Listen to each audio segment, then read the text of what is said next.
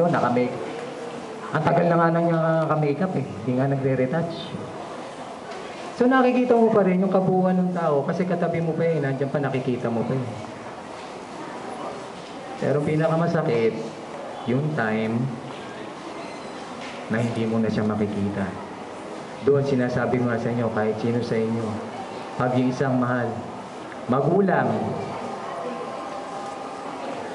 masakit mawalan ng magulang. Pero pinakamasakit ang mawalan ng anak.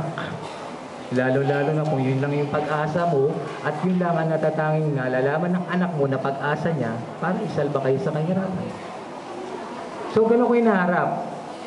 Makakapagsalita ako. Okay? Pwede akong mag-share ng jokes. Pwede akong pakita na malakas yung loob ko, ganito ko, kinakaya ko lahat yan.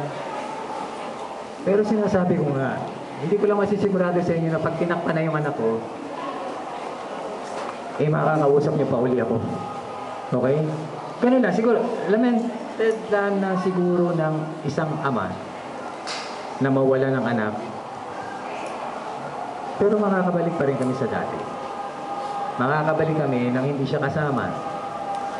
Sa alaala na lang. Siguro, pagpupunta na lang kami kung saan, Robinsons, SM Manila, SM San Lazaro, po, kung saan man, hindi na kami makakakanta, wala nang maingay sa amin, wala nang mag-exercise, wala nang maingay. Kasi ID na lang yung dala namin. ID niya na lang sa UP ang dala namin.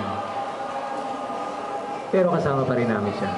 Kaya grateful pa rin ako dahil UP yung pinag-aralan niya, yung paaralan niya. At forever, sabi ko nga lang, kung nandiyan si Uble, hindi, huwag niyo naman itabi yung anak ko kay Uble, ha? Ngayon sabihin, inspiration lang niya si Uble. Crush na crush niya, lalo na yung pit ni Uble, okay? Love na love niya yan. So, pag mahal nung anak ko, at doon siya namatay, mahal din namin yun. Kasi naging kaparte kami nito. Naging kaparte kami nitong paaralan. Next.